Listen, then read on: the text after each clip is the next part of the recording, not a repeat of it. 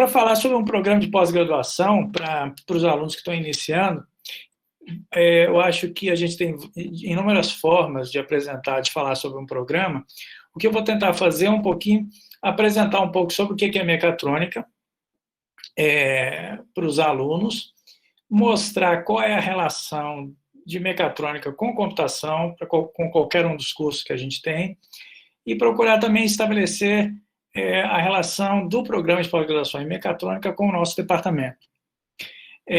Então, assim, eu vou procurar falar sempre de noções, talvez algumas ideias fiquem um pouco vagas ainda para os alunos, tentei fazer da forma mais genérica possível, mas já vou introduzindo alguns termos que provavelmente eles vão ver ao longo do curso.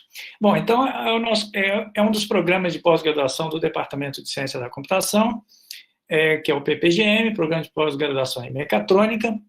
Esse é o site do programa, a gente vai estar mudando agora para novo formato, que é o VESIG, mas esse é o endereço. Se alguém tiver alguma dúvida, pode entrar em contato com esse e-mail que está aí, ou com o meu próprio e-mail aqui embaixo. E o programa de pós-graduação em mecatrônica, eu vou falar rapidamente sobre a história daqui a alguns minutinhos, mas ele é basicamente um programa criado e mantido pelo Departamento de Ciência da Computação, nosso departamento, e pela Escola Politécnica. Na verdade, formalmente, o Departamento de Mecânica da Escola Politécnica, mas a gente sempre coloca Escola Politécnica porque a inserção dos professores, a gente tem uma inserção de professores de outros departamentos no programa, então a gente sempre coloca genericamente Escola Politécnica. Bom, inicialmente, o que é mecatrônica? Mecatrônica, dito de forma existe uma definição genérica de mecatrônica, que é a junção de ciência da computação, é a área que fica na interseção de ciência da computação, eletrônica, engenharia mecânica e controle. Bom, então, esse desenho ele foi criado por esse autor, Craig, e ele é bastante citado, que é uma forma de mostrar que se eu tenho aqui os computadores, a ciência da computação, eu tenho sistemas mecânicos que representam a engenharia mecânica, eu tenho aqui sistemas eletrônicos que representam a elétrico-eletrônica, e aqui eu tenho sistemas de controle. Então, a mecatrônica é o que está no meio, ou seja, cada interseção de uma área com a outra gera uma sub-área, a mecatrônica é o que está na interseção das quatro. Bom, quais sistemas são sistemas tipicamente mecatrônicos? Bom, esses são exemplos clássicos de sistemas mecatrônicos. Então, qualquer carro, hoje em dia, é um sistema mecatrônico. Aviões são sistemas mecatrônicos típicos. Os drones.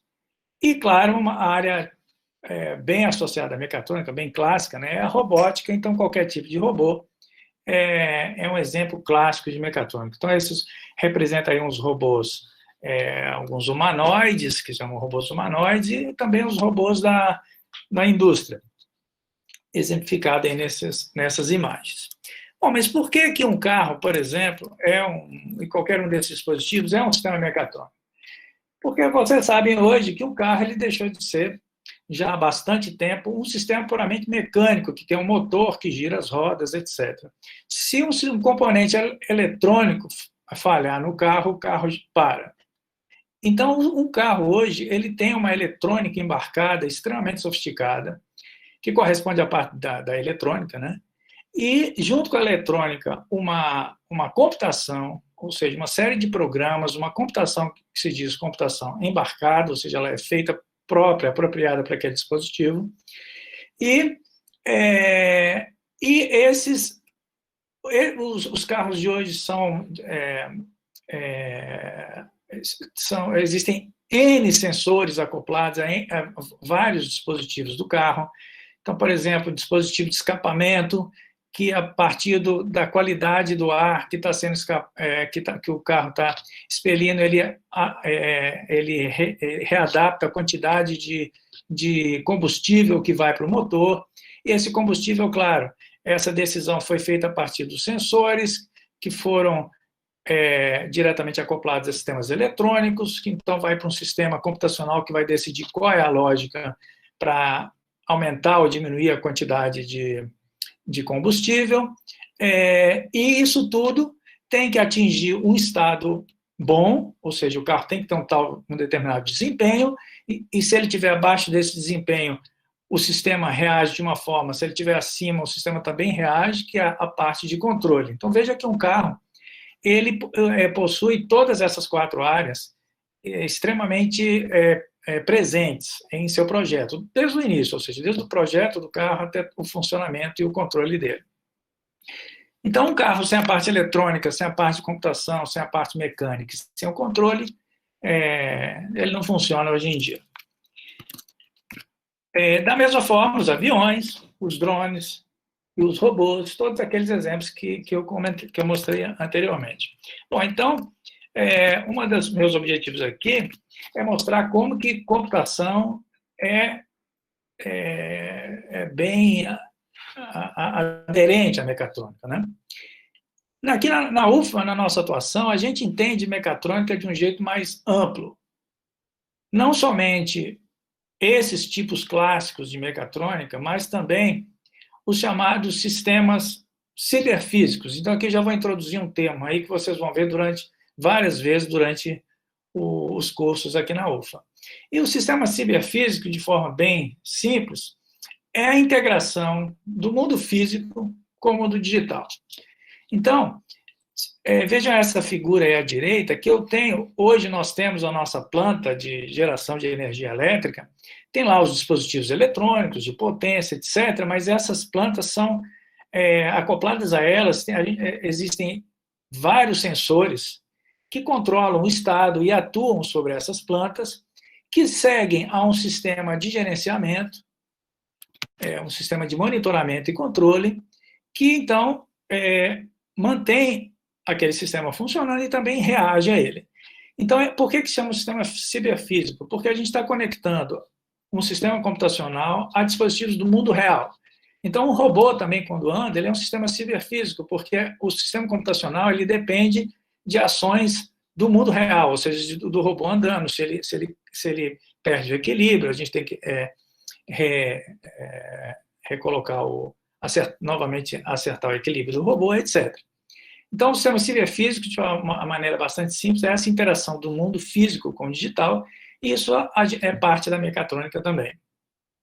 Como também todo o desenvolvimento de um produto, de um carro, por exemplo. Sim, mas é o funcionamento, a mecatrônica se preocupa com o funcionamento do carro, ou todo o projeto do carro. No nosso entendimento aqui na UFLA, a gente lida com todo o projeto de sistema mecatrônico, desde do projeto do carro, até a construção do carro, até os sistemas de monitoramento e garantia do correto funcionamento daquele carro. Okay? Então, a gente tem um entendimento mais amplo de mecatrônica do que a noção clássica de mecatrônica. Bom, aí eu coloquei essa figurinha aí, que pode ser bastante complicada para vocês hoje, mas ela representa,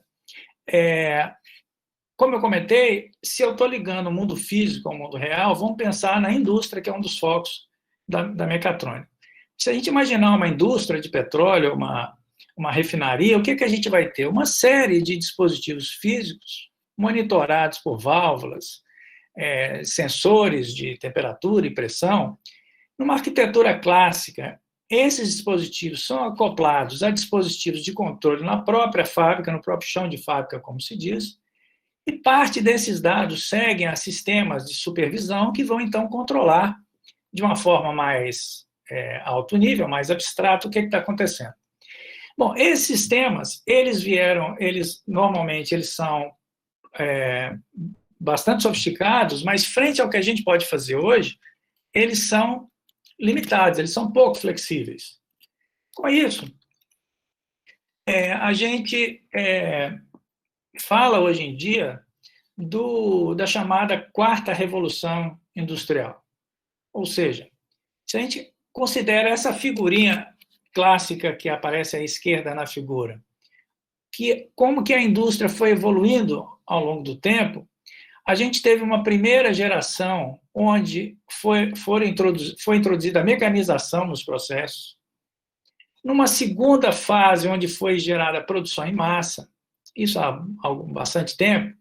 Depois a gente iniciou com o uso de robôs, mas mantendo linhas de produção pouco flexíveis, e hoje em dia a gente tem os chamados sistemas ciberfísicos, onde a gente quer uma indústria extremamente flexível, a ponto de a gente ter produtos como a gente hoje em dia ainda não tem, que são, por exemplo, produtos customizados. Eu quero um carro com determinadas características que é feito, entre aspas, para mim, com as minhas características.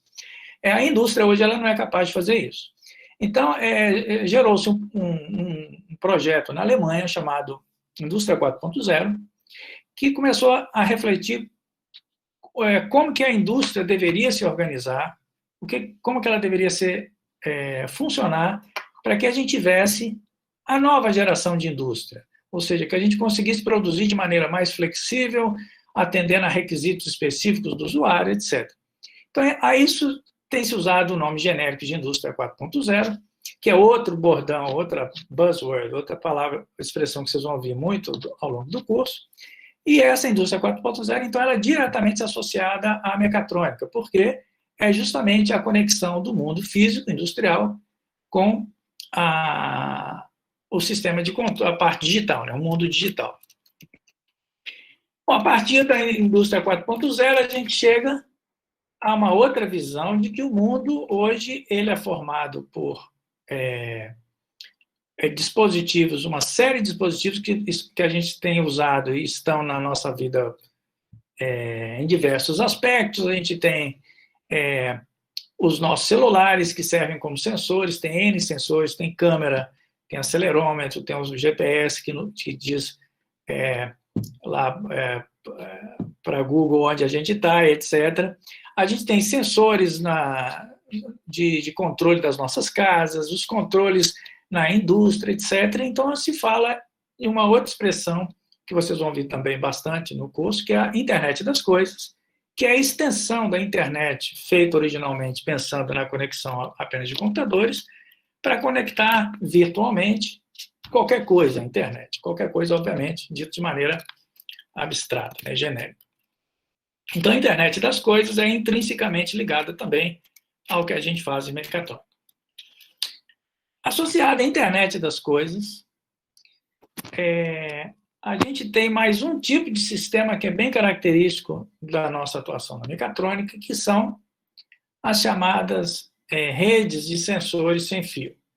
Como eu comentei, a gente tem uma série de sensores espalhados no nosso dia a dia, no nosso próprio celular, nas nossas casas. A gente tem sensores numa casa inteligente, a gente pode ter sensores que controlam automaticamente a temperatura, os nossos aparelhos de ar-condicionado medem, de certa forma, a temperatura também e age de acordo.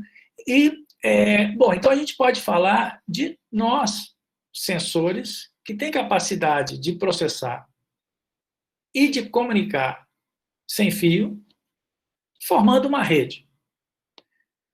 Essa é uma outra categoria de sistemas que estão cada vez mais comuns no nosso dia a dia e que é típico da nossa atuação aqui na mecatrônica também. Bom, existem diferentes tipos de redes de sensor sem fio. A gente tem essas redes chamadas redes de sensor sem fio terrestres, onde os dispositivos, por exemplo, nessa figura aí, tem sensores espalhados em postes de luz, não só para gerenciar o próprio sistema de iluminação, mas para interagir com as pessoas e com os carros que estão passando. Por exemplo, dependendo da quantidade de carro, poderia aumentar, ou de pessoas, aumentar a intensidade da luz ou não. Mas a característica é que os dispositivos se comunicam pelo ar. Bom, um outro tipo de rede é quando esses sensores estão numa indústria. Então, é um tipo de rede semelhante, mas dentro de um ambiente industrial, portanto, com características bem particulares. Um outro tipo de rede sem fio são as redes corporais. Por exemplo, imagina uma pessoa hoje em dia andando, um atleta ou uma pessoa comum, cheia de sensores, analisando os seus dados vitais, e a gente quer que esses sistemas coletem os dados dessa pessoa para poder alimentar a informação para médicos, para hospitais, emergência, eventualmente se ocorrer um problema de saúde, etc. Então, a gente tem um outro tipo de rede de sensor sem fio, chamados redes de sensor sem fio corporais, e por aí vai, na verdade. A gente tem um outro tipo bastante interessante, que é bastante importante para a gente aqui, que são as redes de sensor sem fio subaquáticas, onde a gente tem sensores dentro d'água. Um tempo atrás eu achava que isso era meio longe do nosso dia a dia, está extremamente próximo de nós hoje em dia.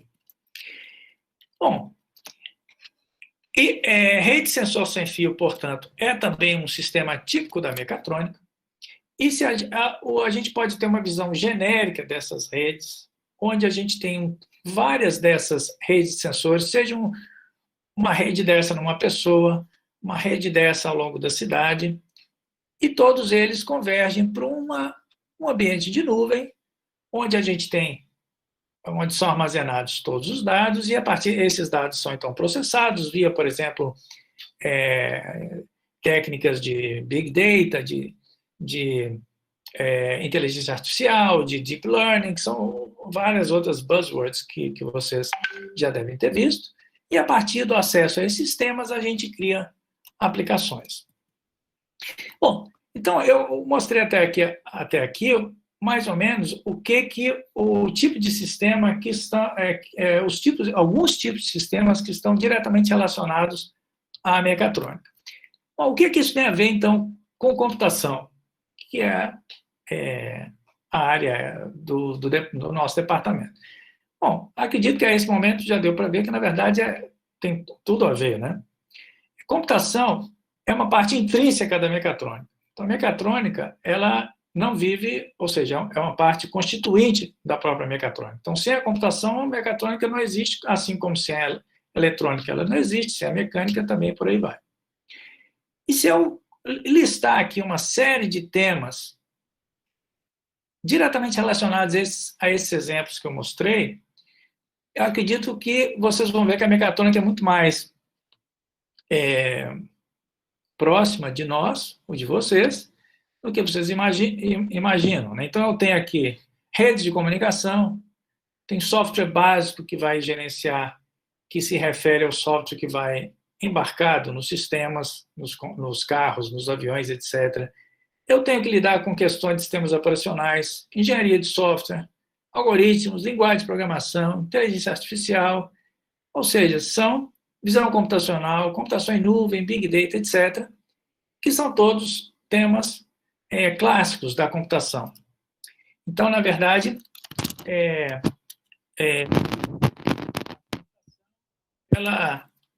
ela é não só extremamente próxima da mecatrônica, como ela é parte integrante, como eu comentei.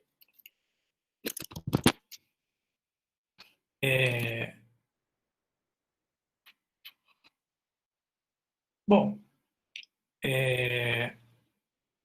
então agora, uma vez que eu caracterizei a mecatrônica, eu vou falar um pouco, então, sobre o programa de pós-graduação em mecatrônica, mas o meu objetivo, como eu falei, não é bem falar sobre aspectos do programa, mas caracterizar como que esse programa é e o tipo de atividades que a gente faz lá.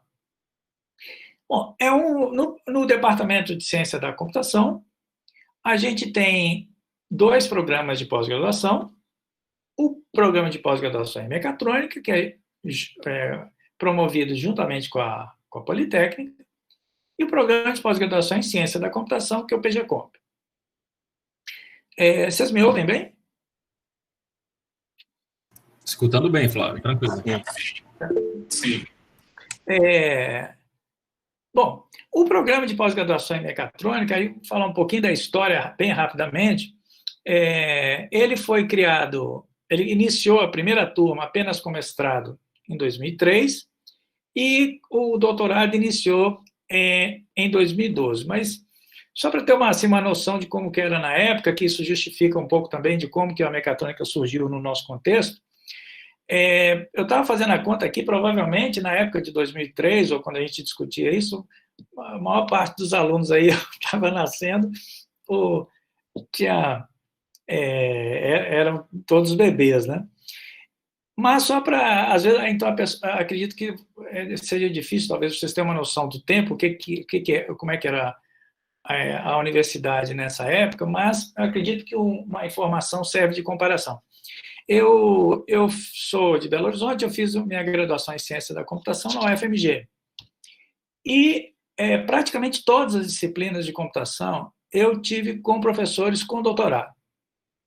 Bom, então eu fiz a graduação, fiz mestrado, fiz doutorado, voltei para e aí vim para a UFLA.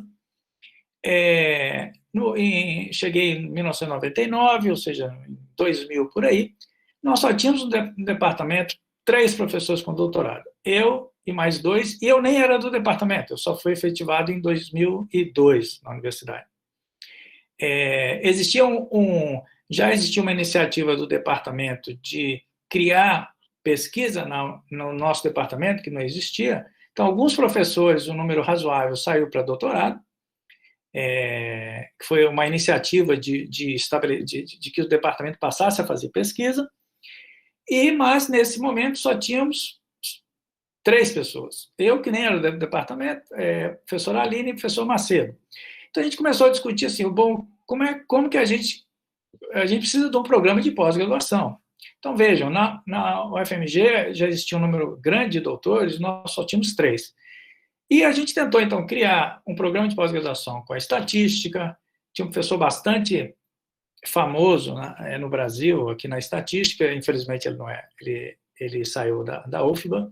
A gente tentou fazer com ele, a gente tentou fazer em sociedade com outras universidades, um programa, e a gente,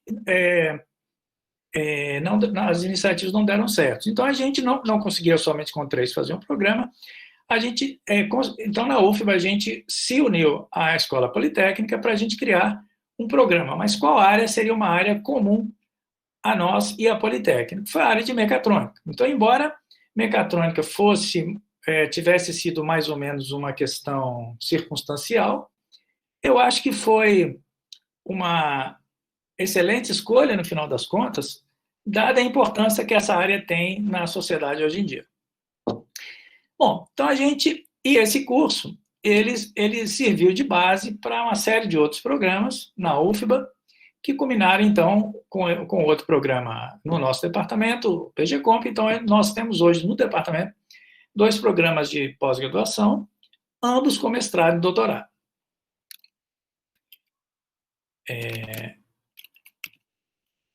Bom, no PPGM, a gente tem 2 linhas de pesquisa,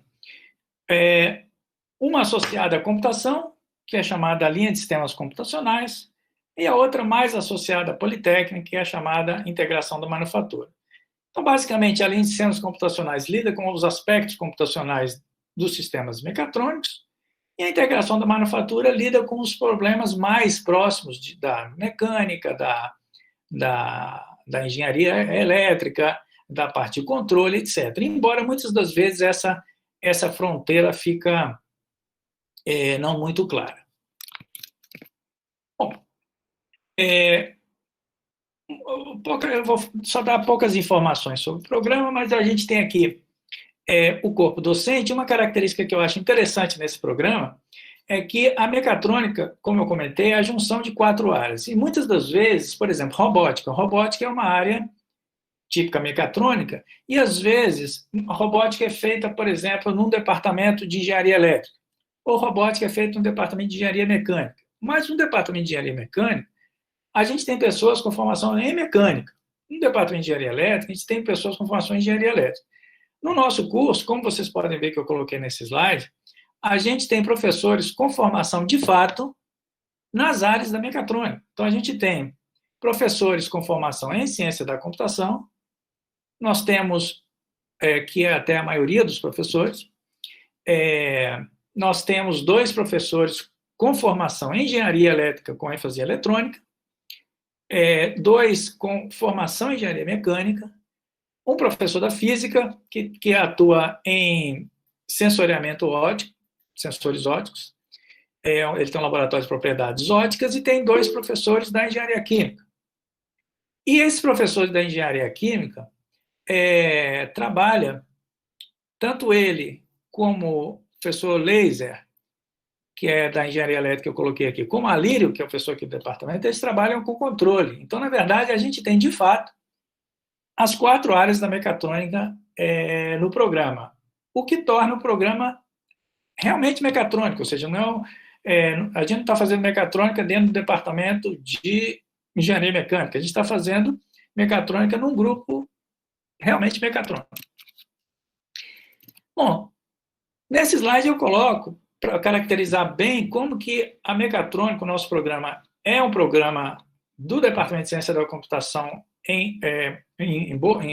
fortemente, que nós temos aqui, eu coloquei os professores do programa que são do Departamento de Computação. Então, na verdade, é metade dos professores. E, atualmente, eu sou o coordenador e o professor Alírio é o vice-coordenador, ambos também do nosso departamento. Assim, nesse slide aqui eu só coloco os 3 professores que não são da UFBA, exatamente. O professor Herman, que está em azul aqui embaixo, ele foi um dos criadores um dos que coordenaram a criação do programa juntamente com o professor Macedo, mas ele se aposentou e foi para o Senai Cimatec.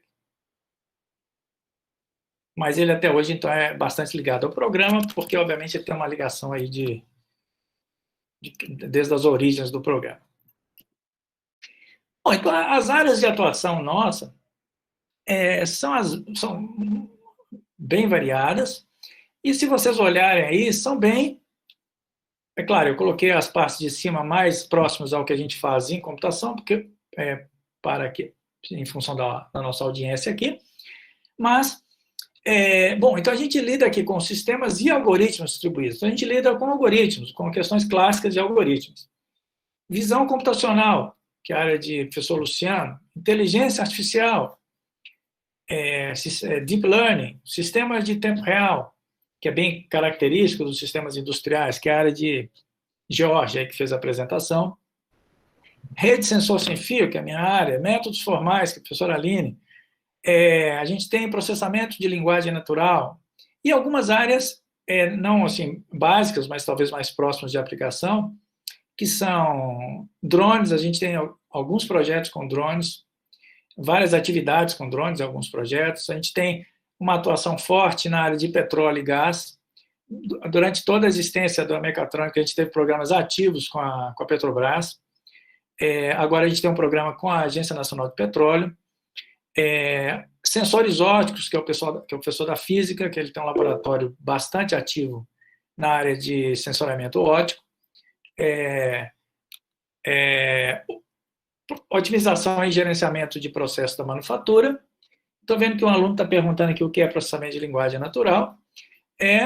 Você interpretar textos como a gente escreve, dizendo de maneira informal, ou seja, eu escrevo um texto, eu quero que você, robô, faça tal ação. Eu digo assim, e aí a gente tem um processamento da linguagem, como a gente fala, e aquilo é convertido em comandos, em informações que um robô ou uma máquina pode interpretar. E essa área é uma área, obviamente, bem abrangente. Por exemplo, sistemas que corrigem texto automaticamente, corrigem se o texto está gramaticalmente correto, também são a linguagem natural, que fazem traduções, também caem nessa área. Quem tem atuado, né, nisso o professor Laser já teve alguns trabalhos de comando de robôs via linguagem natural, e atualmente a professora Daniela, que é do departamento, está tentando ter uma aderência maior com o programa através dessa área que ela já vem atuando independente do programa já há algum tempo. Os grupos de pesquisa envolvidos no programa, os principais grupos são esses 4. O CTAI é um centro de capacitação tecnológica em automação industrial da Escola Politécnica, então, de certa forma, ele embarca quase todos os professores ali da Politécnica. O LACID, que é o Laboratório de Sistemas Distribuídos, que é o laboratório ao qual eu pertenço, que lida com sistemas distribuídos, como o nome diz. O iVision, que é o grupo coordenado pelo professor Luciano, do Departamento de Computação, que lida com a parte de visão computacional. O LAPO, que é o Laboratório de Propriedades Ópticas, que é da Física. Formas, que é coordenado pela professora Daniela, do Departamento de Computação, e Sistema de Tempo Real, o STER, que é de Jorge, que acabou de apresentar. Então, esses são os 6 laboratórios que eu diria que são os principais que dão suporte ao programa. Sim, Matheus, é isso mesmo. Assim, existem N técnicas de processamento de linguagem natural.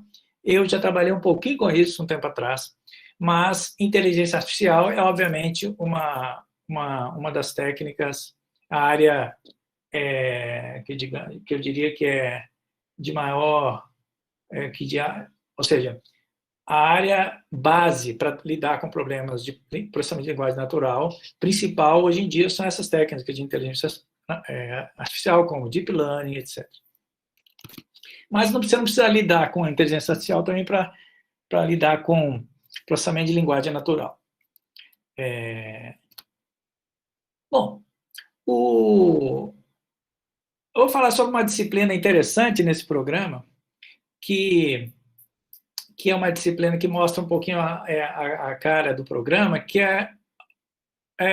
no programa a gente tem 2 disciplinas obrigatórias, que é sistemas mecatrônicos, que é sobre o qual eu vou falar, e além dela, somente metodologia da pesquisa. Para o mestrado ele é obrigatório, para doutorado não, mas o objetivo dessa disciplina é construir um sistema mecatrônico do zero, e é sempre colocado como um desafio. Que desafios têm sido esses? Bom, em 2018, o objetivo foi construir um drone. Então, esses desenhos aí, essas imagens aí, são os drones construídos por 2 equipes. As turmas são divididas em equipes. Vejam que o drone, construir um drone é um sistema mecatrônico, então você tem que lidar com a parte mecânica, eletrônica, de computação e controle. Então, ou seja, é um sistema mecatrônico típico. Então, os alunos ingressam no programa, a gente divide em equipes e a gente dá um desafio para ele. Esse ano foi um drone. Então, esses 2 são 2 imagens dos drones que eles construíram, com seus respectivos controles remotos. Na verdade, o desafio que foi colocado era, além de simplesmente construir o drone, eles tinham que se comunicar, mas isso aí, obviamente, aí ninguém conseguiu, mas esses drones levantavam voo, tinham um certo controle, etc. É bem interessante essa disciplina de ver como é que ela funciona. O desafio desse ano, eu sou professor da disciplina juntamente com o professor Laser, que é um submarino autônomo com controle remoto sem fio. Bom, aí a ideia, obviamente, aparece aqui um submarino, mas não é, obviamente, fazer um submarino. O submarino, ele está mostrado aqui o que eles devem fazer é isso que está abaixo à direita no slide, que é um sistema de tubos, porque o submarino ele pode ser controlado remotamente via um sistema sem fio, mas ele tem que submergir, ele tem que emergir, e além de se controlar, ele tem que ter estabilidade, portanto, entra o controle, ele tem que encontrar um objeto dentro d'água. Agora, como que ele encontra? Há uma flexibilidade nisso. Por exemplo, ele pode ir recebendo o objeto a ser encontrado, pode emitir um sinal, ou ele tem que ser encontrado via um padrão de imagens, coisa do gênero. E qual é o desafio aqui? O desafio é que comunicar, fazer um controle remoto no ar é bem tranquilo. Quando você vai para dentro d'água, muda-se completamente de figura. Então, veja que é um sistema que tem a parte mecânica, eletrônica, de computação e controle. Então, de fato, é um sistema mecatrônico completo para os alunos fazerem. A CAPES, por exemplo, quando avaliou o nosso programa, achou muito interessante essa disciplina, embora achou que o tempo para fazer era sempre curto. Bom, nessa parte final, que eu não vou me estender muito, talvez eu tenha falado um pouco rápido, mas para procurar terminar dentro do prazo, mas eu vou só mostrar alguns projetos que têm sido, que foram feitos no programa ou que estão em andamento, para então ter uma ideia bem, acho que assim, dessa forma eu procuro, acredito que vocês vão ter uma imagem, uma visão mais concreta do que o programa de fato.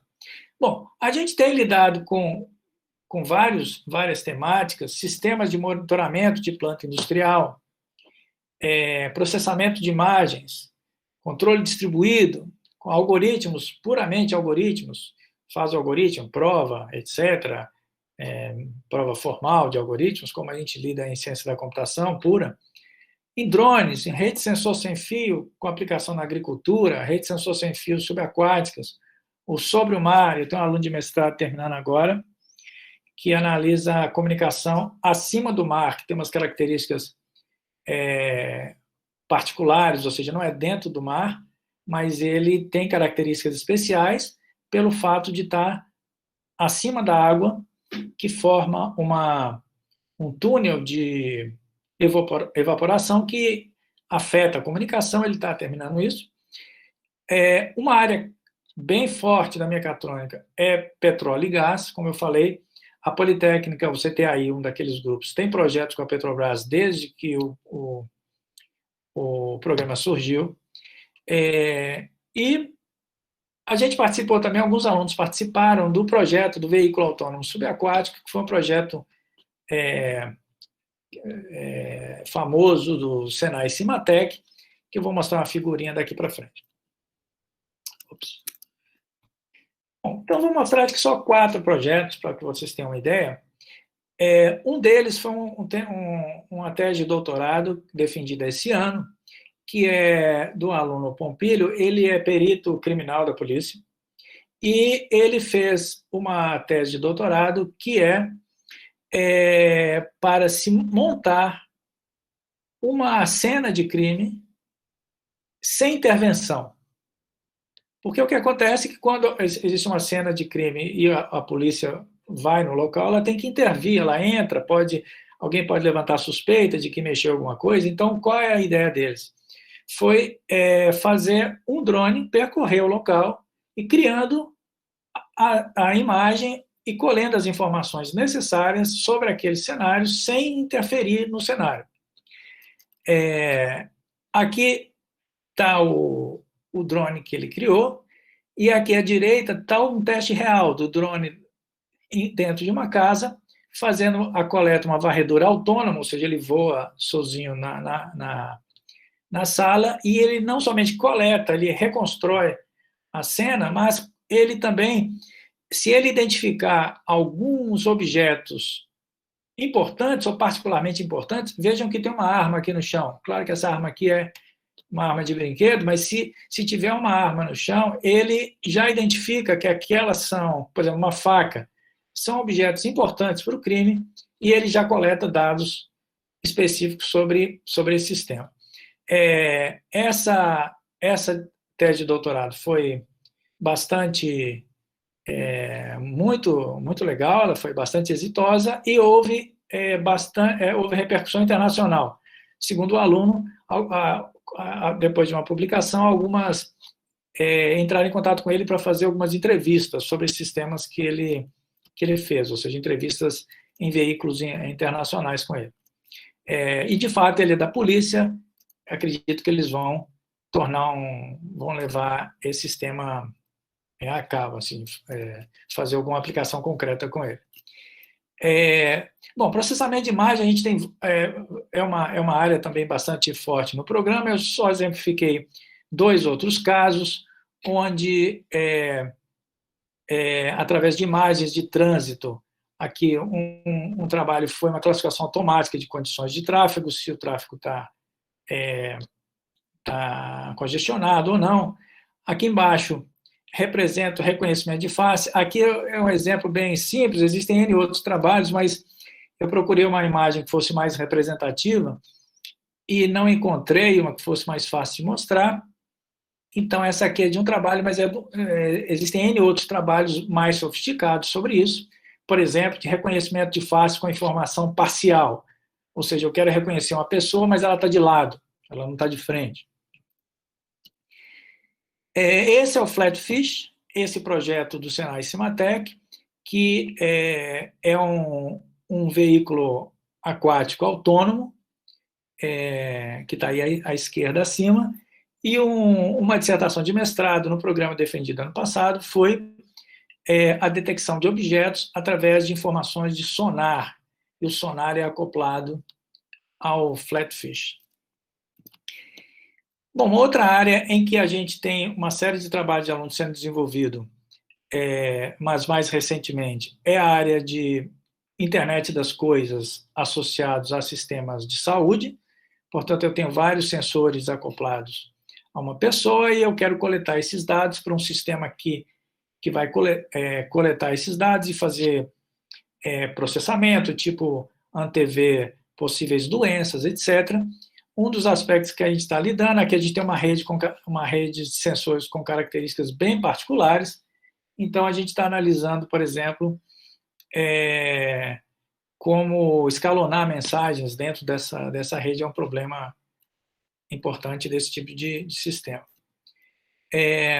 Só para fazer uma conexão com algo talvez mais conhecido dos alunos, um dos trabalhos que particularmente é da minha área, que se eu tenho esses N dispositivos muito pequenininhos, se eles também querem se conectar à internet, mas eu quero ter endereçamento IP, que é o endereçamento usado na internet, como é que esse mundo da internet se conecta ao mundo desses dispositivos, sensores com recursos tão limitados de processamento? Existe uma série de padrões para isso, e um aluno meu de doutorado defendeu agora recentemente um programa, um algoritmo de escalonamento de mensagens, ou seja, um problema de redes de computadores, mas aplicado em redes de sensores, para a internet das coisas industrial, e esse trabalho em particular recebeu o melhor prêmio melhor artigo do SBESC, que foi um evento que George citou em 2018. Bom, e um projeto bastante importante para a gente hoje, que é um projeto financiado pela Agência Nacional de Petróleo, que de forma bem sucinta, como que seria o poço de petróleo moderno, ou seja, da indústria 4.0, ou seja, com todos esses recursos que a gente tem, com toda a característica dos sistemas computacionais de hoje, que permitem uma enorme flexibilidade, como é que seria os sistemas de extração de petróleo adequados para a gente usar o potencial desses recursos? Então, a gente teve aprovado um projeto de formação de recursos humanos para essa área, onde a gente vai lidar dentro desse projeto com aspectos relacionados à rede de sensores, a controle, a sistemas distribuídos, a segurança, eventualmente, e um dos projetos específicos é a criação de um chamado gêmeo digital. O gêmeo digital é um conceito moderno de indústria, onde você procura criar um espelho digital de um sistema real. Pelo horário aqui, eu não vou avançar muito nisso, mas é um dos conceitos chaves da nova indústria, da indústria 4.0, é a computação, puramente computação, conectado com o sistema real, ou seja, o sistema ciberfísico, e um dos focos da nossa atuação é a criação de um gêmeo digital para esse poço de petróleo. Esse é um projeto que, se não me engano, são de 4 anos, já já está em andamento. E o importante para os alunos de graduação é que a gente tem bolsas para esses projetos. As bolsas têm um valor diferenciado, ou seja, um valor maior do que as bolsas típicas de iniciação científica. Então, quem tiver interesse nessas áreas pode entrar em contato com a gente, que pode ter oportunidades de bolsas nesse projeto e em outros. Bom, para finalizar, então, eu só gostaria de acrescentar que o programa de pós-graduação, ele é um programa tanto do Departamento de Computação quanto o PGComp, e ele oferece disciplinas que podem ser cursadas pelos alunos de graduação como disciplinas optativas. Está em curso uma reformulação do programa para entre outras coisas, para uma melhor adequação à graduação.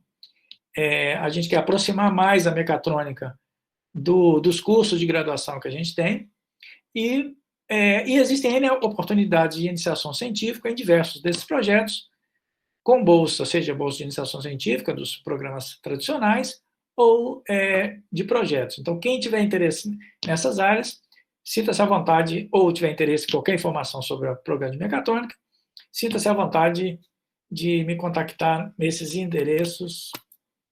Aí. Então, era isso. Obrigado. Talvez eu tenha falado um pouquinho rápido, mas... Obrigado, Flávio. Tem uma pergunta aqui do Ítalo Batista. Um aluno ainda em graduação pode participar desses projetos? Mesmo que estão em andamento?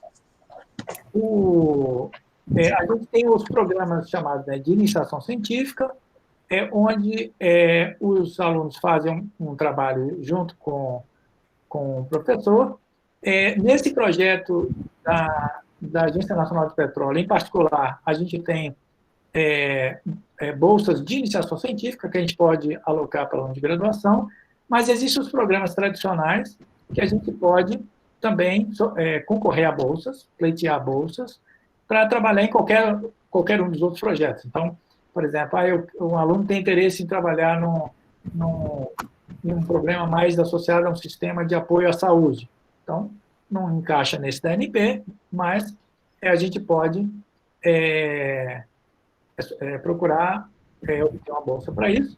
No caso da ANP, existem umas regras nesse projeto PRH, que eu não sei dizer exatamente com precisão, então, se alguém tiver dúvida, mande mensagem para mim, para que eu não fale algo que não seja, de fato, um requisito, mas parte das pessoas a trabalhar no projeto são alunos, de fato, de graduação. Muito bom, Flávio. Obrigado aí. É importante para os alunos da graduação, né, conhecer tanto sobre mecatrônica quanto a pós-graduação, né, porque muitas vezes a atuação deles na graduação já encaminha bem aí já é relevante para encaminhar para uma pós-graduação, às vezes desde cedo na graduação, né, ter essas oportunidades de iniciação científica, né, e não só isso, na própria atuação ir bem na graduação, né, para poder ir bem também na pós-graduação, né, depois. Então é importante para os alunos. Muito bom. Assim, eu acho que a mecatrônica, nessa interface entre a computação e as engenharias, eu acho que elas são outras formas de oferecer oportunidades para os alunos. Sim. E a gente tem aqueles alunos que gostam muito da teoria pura, tem aqueles alunos que gostam de uma coisa mais aplicada.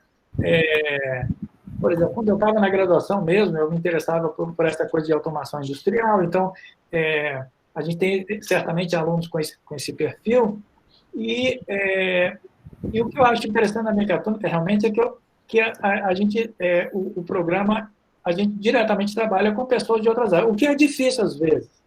Para a gente acertar um diálogo, os termos são outros, mas é um desafio para nós também, mas tem sido, ao longo desses anos todos, bem enriquecedor, eu acho, bem abridor de mente, assim, de que, como eu falei, a gente deixa um pouco de ser cientista da computação e a gente pensa mais assim, em ser cientista. Joia, obrigado. Tem um aluno aqui, o Antônio Couto, que já está dizendo aqui que é aluno formado em engenharia mecânica. Disse que já vai entrar em contato depois. Hein? Pronto. Por favor, sinta-se à vontade. Joia. Tá bom, pessoal. Tá bom, Flávio. Muito obrigado mais uma vez. Eu vou pedir também, pedir a Flávia também, se possível, disponibilizar o slide, que aí, para os alunos que não vieram, eles terem acesso a isso, se for possível, claro. Claro. Eu só vou colocar umas referências, tem algumas figuras que estavam sem a referência, eu só vou colocar e já mando para vocês. Perfeito. Aí a gente compartilha lá no Classroom para os alunos assistirem isso. Então, Flávio, obrigado também, assim como o Cláudio falou aí, agradecer aí sua disponibilidade de participar aí da aula de seminário de introdução ao curso com os alunos de graduação. E se vocês, alunos, tiverem dúvidas ou se por algum acaso tenham ficado acanhados aqui, podem entrar em contato aí com o professor Flávio, né? O e-mail ele deixou aí, facis@ufba.br. Entre em contato lá e o professor Flávio responderá cada um de vocês aí, tá bom? Obrigado mais uma vez pelo convite, Cláudio e Ivan, e estou à disposição. Podem mandar mensagem mesmo.